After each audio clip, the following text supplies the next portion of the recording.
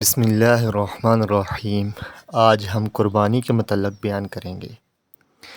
قربانی کا بڑا ثواب ہے۔ رسول اللہ صلی اللہ علیہ وسلم نے فرمایا ہے کہ قربانی کے دنوں میں قربانی سے زیادہ کوئی چیز اللہ تعالیٰ کو پسند نہیں۔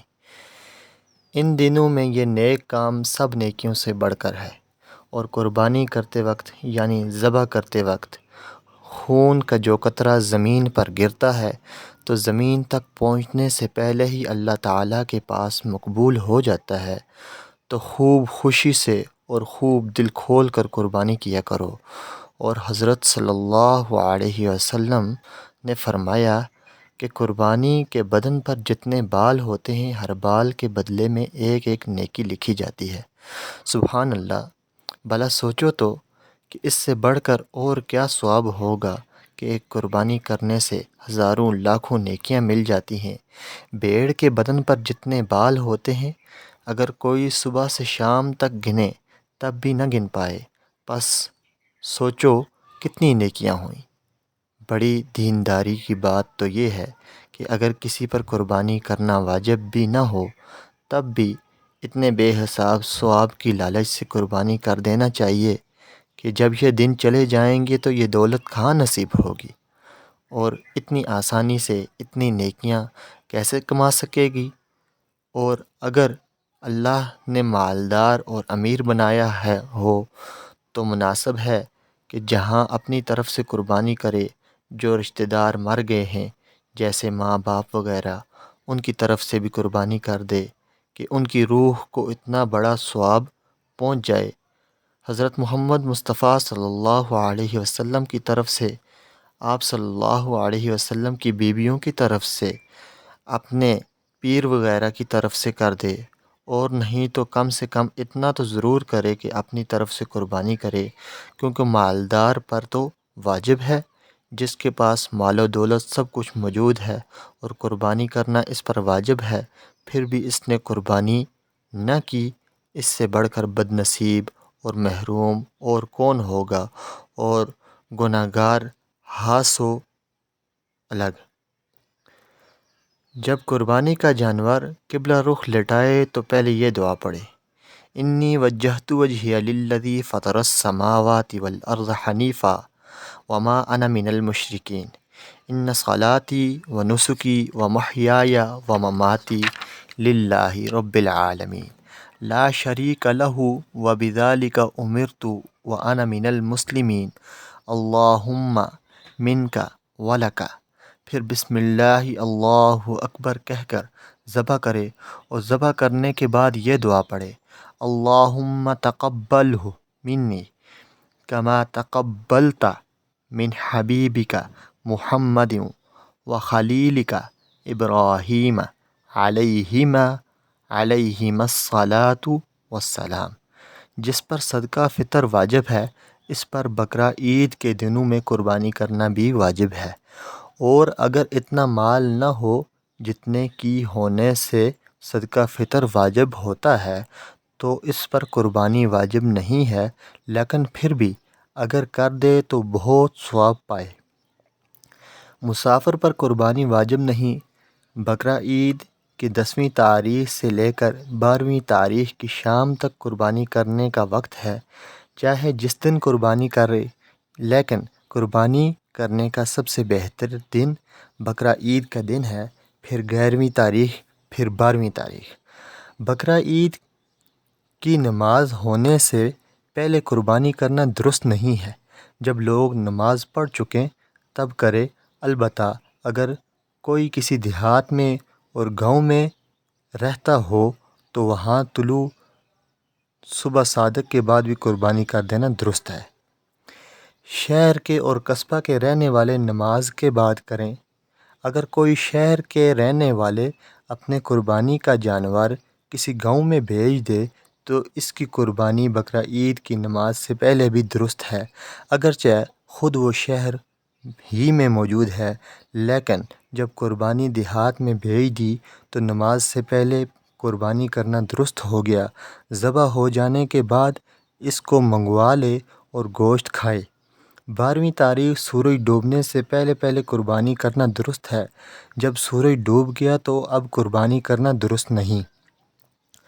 10ویں سے 12ویں تک جب جی چاہے قربانی کرے، دن میں چاہے رات میں، لیکن رات کو ذبح کرنا بہتر نہیں کہ شاید کوئی رگ نہ کٹے اور قربانی درست نہ ہو۔ 10ویں 11ویں 12ویں تاریخ سفر میں تھی، پھر 12ویں تاریخ میں سورج ڈوبنے سے پہلے گھر پہنچ گیا یا 15 دن کہیں ٹھہرنے کی نیت کر لی تو اب قربانی کرنا واجب ہو گیا۔ اسی طرح اگر پہلے اتنا مال نہ تھا اس لیے قربانی واجب نہ تھی، پھر 12ویں تاریخ سورج ڈوبنے سے پہلے کہیں سے مال ملے گا تو قربانی کرنا واجب ہے۔ اپنی قربانی کو اپنے ہاتھ سے ذبح کرنا بہتر ہے۔ اگر خود ذبح کرنا نہ جانتا ہو تو کسی اور سے ذبح کروا لے اور ذبح کے وقت وہاں جانور کے سامنے کھڑا ہو جانا بہتر ہے۔ اور اگر ایسی جگہ ہے کہ کسی وجہ سے سامنے نہ کھڑا ہو سکتا ہو، مثلاً کوئی عورت ہو پردے کی وجہ سے سامنے نہیں کھڑی ہو سکتی ہو، تو بھی کچھ حرج نہیں۔ قربانی کرتے وقت زبان سے نیت پڑھنا اور دعا پڑھنا ضروری نہیں ہے۔ اگر دل میں خیال کر لیا کہ میں قربانی کرتا ہوں اور زبان سے کچھ نہیں پڑھا، فقط بسم اللہ اللہ اکبر کہہ کر ذبح کر دیا تو بھی قربانی درست ہوگی۔ لیکن اگر یاد ہو تو وہ دعا پڑھ لینا بہتر ہے جو اوپر بیان کی گئی۔ قربانی فقط اپنی طرف سے کرنا واجب ہے، اولاد کی طرف سے واجب نہیں، بلکہ اگر نابالغ اولاد مالدار بھی ہو تب بھی اس کی طرف سے کرنا واجب نہیں، نہ اپنے مال میں سے نہ اس کے مال میں سے۔ اگر کسی نے اس کی طرف سے قربانی کر دی تو ہو گئی، لیکن تو ننل ہو گئی، لیکن اپنے ہی مال سے کرے، اس کے مال میں سے ہرگز نہ کرے۔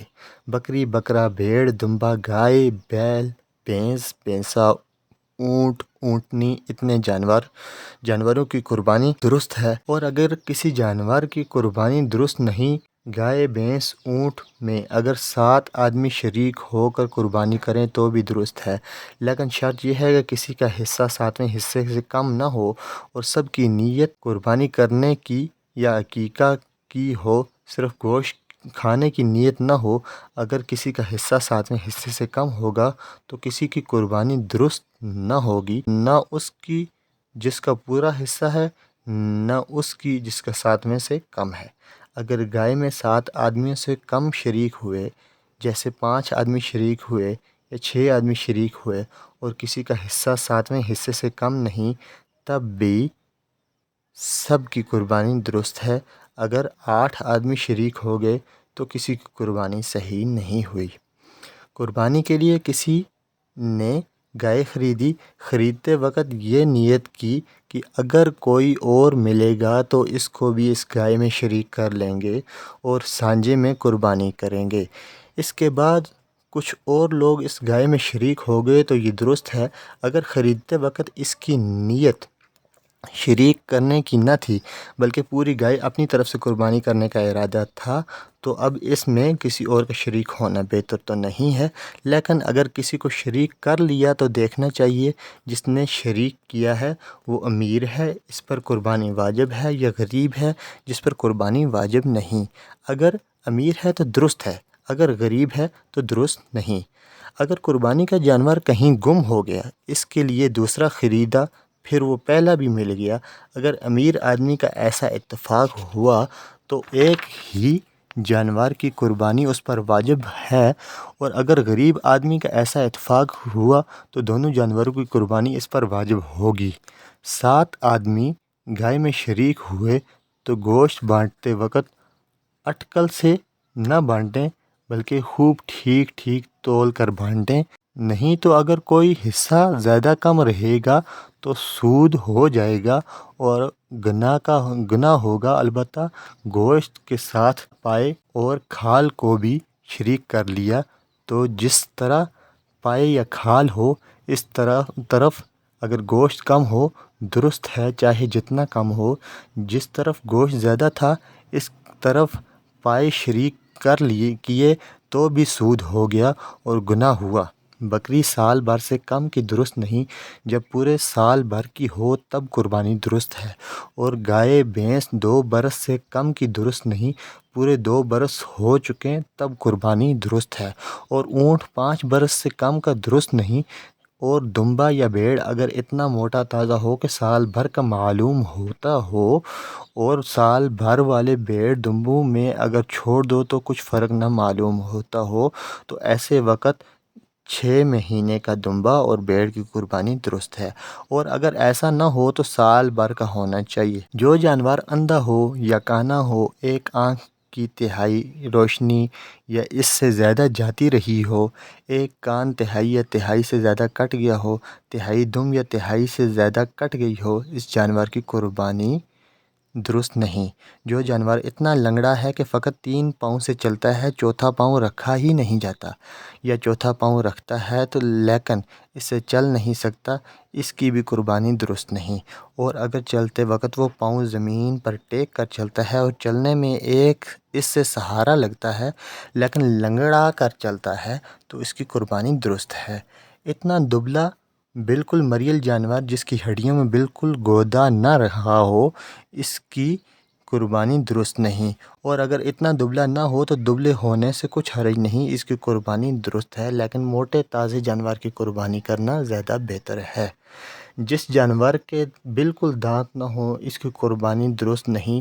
اگر کچھ دانت گر گئے لیکن جتنے گرے ہیں ان سے زیادہ باقی ہیں تو اس کی قربانی درست ہے۔ جس جانور کی پیدائش ہی سے کان نہیں اور اس کی بھی قربانی درست نہیں، اور اگر اس کی بھی قربانی درست نہیں ہے، اور اگر کان تو ہیں لیکن بالکل ذرا ذرا سے چھوٹے چھوٹے ہیں تو اس کی قربانی درست ہے۔